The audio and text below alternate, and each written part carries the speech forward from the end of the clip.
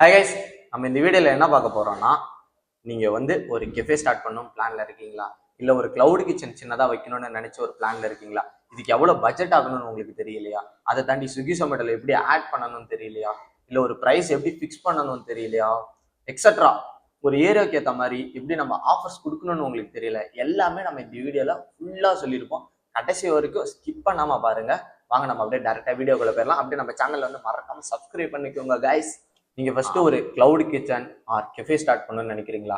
இதுக்கு என்ன ப்ரொசீஜர்னா, ஃபர்ஸ்ட் வந்து எஃப்எஸ்எஸ்ஐன்னு ஒரு சர்டிஃபிகேட் இருக்கு. நீங்க வந்து ஃபுட் லைசன்ஸ் எடுத்தாதான் ஒரு கெஃபேவா இருக்கட்டும், ஒரு சின்ன தள்ளு வண்டி கடையா இருக்கட்டும், இல்லை நீங்க நினைக்கிற மாதிரி ஒரு கிளவுட் கிச்சன் ஒரு லட்சத்துக்குள்ள பட்ஜெட்ல நீங்க முடிக்கணும்னு நினைக்கிறீங்களா, உங்களுக்கு வந்து எஃப்எஸ்ஐ சர்டிஃபிகேட் மஸ்ட் கண்டிப்பா வேணும். ஏன்னா நாளைக்கே நீங்க வந்து ஒரு ஃபுட் இண்டஸ்ட்ரியில இருந்து யாரோ வந்து உங்களை லைசன்ஸ் இருக்கா அந்த மாதிரிலாம் கேட்டு என்கிட்ட இல்லை அப்படின்னாங்கன்னா ஆன் த ஸ்பாட்ல 50 லட்சம் வரைக்கும் உங்களுக்கு வந்து ஃபைன் அடிப்பாங்க. இமிடியேட்டா நீங்க வந்து பே பண்ற நிலைமைக்கு போயிடும்.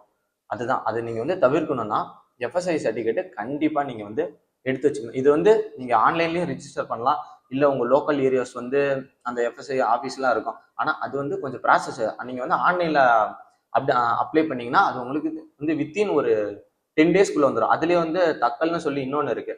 அதுல நீங்க போட்டீங்கன்னா 7 டேஸ்க்குள்ள உங்களுக்கு வந்து டக்குன்னு வந்துடும்.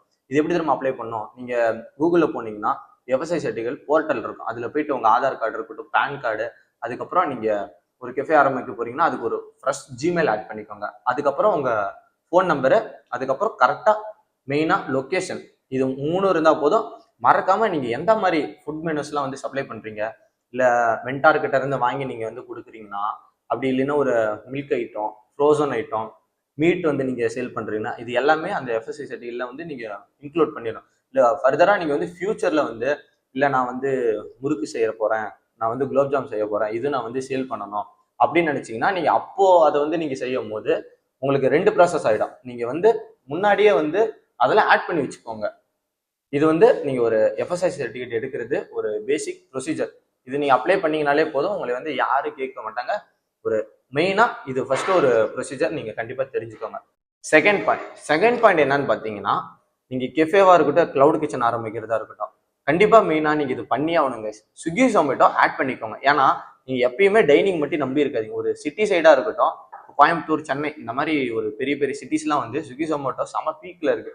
டைனிங்கே வந்து ஒரு 30% தான் போகுதுன்னு சொல்லி கூகுள் ரேட்டிங்லேயே சொல்றாங்க. கூகுளே வந்து அதை தாண்டி மிச்சம் வந்து இருக்க 70% வந்து ஸ்விக்கி ஜொமேட்டோ தான். ஏன்னா இப்போ இருக்க மாடர்ன் கல்ச்சர் வந்து வீட்லயே இருந்துக்கிட்டு வீட்லயே ஆக்கி சாப்பிடாம ஹோட்டல்ல இருந்து ஆர்டர் போறது தான் அதிகமாயிடுச்சு.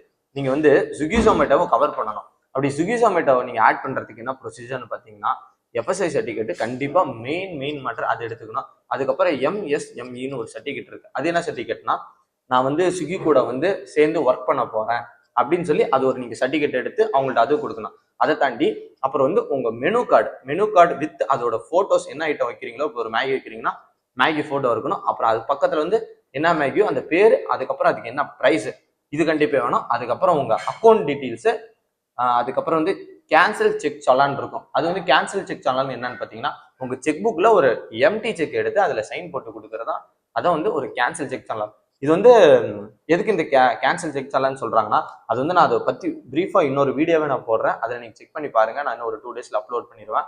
அதை பத்தி பிரீஃபா போடுறேன். உங்க அக்கௌண்ட் வந்து கொடுத்துடணும். மெயினா அக்கௌண்ட் வந்து நீங்க சேவிங்ஸ் அக்கௌண்ட் வந்து கொடுக்கவே கூடாது. ஏன்னா இப்போ நீங்க உங்களோட இன்கம் வந்து ஒரு ஆனுவல் இன்கம் வந்து ஒரு 12 lakhs இருக்குன்னா ஓகே, நீங்க வந்து சேவிங்ஸ் அக்கௌண்ட் கொடுக்கலாம். உங்களுக்கு வந்து ஒரு 20 லட்சத்துக்கு மேல உங்களுக்கு போகுதுன்னா நீங்க வந்து current account or business account தான் கைஸ் எடுக்கணும். பிசினஸ் அக்கௌண்ட் எடுக்கிறது அது வந்து கொஞ்சம் ஈஸி தான். நீங்க இப்போ ஒரு பேங்க் போயிட்டு அங்க போயிட்டு இல்ல எஃப்எஸ்ஐ சர்டிஃபிகேட், நான் அந்த எம்எஸ்ஐ சர்டிஃபிகேட் சொன்னேன்ல, அதை வச்சு நீங்க நான் பிசினஸ் ஸ்டார்ட் பண்ண போறேன் அப்படின்னு சொன்னாலே அவங்க சர்டிஃபிகேட் எடுத்துருவாங்க. அது நீங்க பிசினஸ் ஆட் பண்றது கொஞ்சம் ஓகே தான். ஏன்னா இப்போ ஒரு கெஃபேவா ஆரம்பிக்கிறீங்கன்னா அது வந்து உங்களுக்கு கரெக்டா இருக்கும்.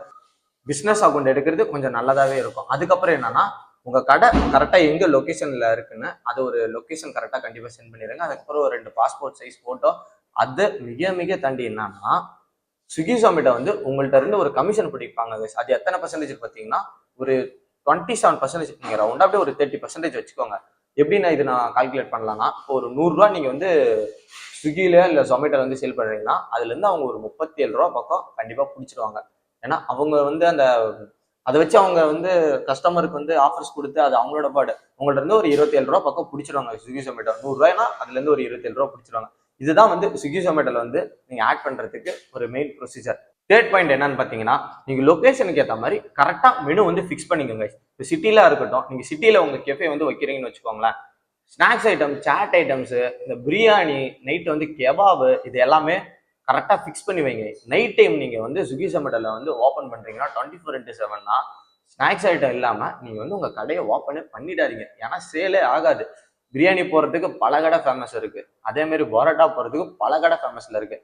உங்கள் கடையில் உங்களுக்கு என்ன கரெக்டாக வருமோ உங்களுக்கு ஏற்ற மாதிரி ஒரு மெனு வந்து கரெக்டாக ஃபிக்ஸ் பண்ணிக்கோங்க. அதை தாண்டி மெயின் மேட்டர் என்னன்னா, இங்கே சிட்டிஸில் வந்து நீங்கள் எல்லாமே பார்த்துருப்பீங்க, 2 ஜூஸ் 10 ரூபா, ஒரு ஜூஸ் 10 ரூபா, அப்புறம் வந்து 700 ml 1 லிட்டர் வந்து 40 ரூபாய்க்கு ஜூஸ் கொடுக்குறோம். இந்த மாதிரி ஆஃபர்ஸ் எல்லாம் வந்து அதிகமா பார்த்துருக்கோம். அந்த மாதிரி ஆஃபர்ஸ் இருக்க கடை வந்து அதிகமா இருக்கும். ஆஃபரை தாண்டி நான் என்ன சொல்றேன்னா, நீங்க ஒரு பை ஒன் கெட் ஒன் வைக்கிறீங்கன்னு வச்சுக்கோங்களேன், கரெக்டான ஒரு 300 ml போதும், 300 600 ml வந்துடும் இதுலயே. அதை தாண்டி நீங்க பிரைஸ் வந்து அதிகமா வைக்கிறதா இருக்கட்டும், கம்மியா வைக்கிறதா இருக்கட்டும், உங்க டேஸ்ட்ல வந்து என்னைக்கு காம்பன்சேஷன் பண்ணிடக்கூடாது. ஏன்னா நீங்க எவ்வளவு ரேட்டு வச்சாலும் டேஸ்ட் பிடிச்சிருச்சுன்னு வச்சுக்கோங்களேன், நீங்க ஃபர்ஸ்ட் ஒரு 10 ரூபாயில ஒரு டீ குடுக்குறீங்கன்னு வச்சுக்கோங்க, அதுக்கப்புறம் ஒரு ஒரு 10 நாள்ல 20 ரூபாய் ஏத்துறீங்கன்னு வச்சுக்கோங்க, அந்த 10 நாள் அந்த கடையில செம்மையா டீ இருந்ததுடா, நம்ம போய் மற்ற கடையில குடிக்கும்போது நல்லாவே இல்லையே, 20 ரூபா போனாலும் குடிக்கிறதுக்கு நம்ம இந்தியாவில் பல பேர் இருக்காங்க. டீ ஃபேன்ஸா இருக்கட்டும், இந்த இப்போ வீடியோ நீங்க பார்த்துட்டு இருக்கீங்களா, இதுல டீ லவர் கண்டிப்பா இருப்பாங்க. அப்படி யார் இருக்கீங்களோ கண்டிப்பா கமெண்ட் பண்ணுங்க, நான் செக் பண்றேன் நீங்க எத்தனை பேர். நான்லாம் சொல்றேன், நான்லாம் ஒரு நாளைக்கு மினிமம் ஒரு 4-5 டீயாச்சும் குடிச்சிருவேன். ஏன்னா குட்டிகள்லாம் நமக்கு கை உதறுங்கிற மாதிரி தான் இருக்கும். சரி, ஓகே, வாங்க நம்ம டாபிக் உள்ள போவோம். இது வந்து நீங்க கரெக்டா லொகேஷனுக்கு ஏற்ற மாதிரி மெனுஸை ஃபிக்ஸ் பண்ணுங்க, ஆஃபர்ஸை போடுங்க, கஸ்டமர்ஸ் உங்க பக்கம் இழுத்துக்கோங்க. அதை தான் எப்பயுமே எல்லாரும் பண்ற அந்த ட்ரிக்கு எல்லாமே. அதை தாண்டி டேஸ்ட்டை வந்து மட்டும் என்னைக்கும் காம்பன்சேஷன் பண்ணிடாதீங்க.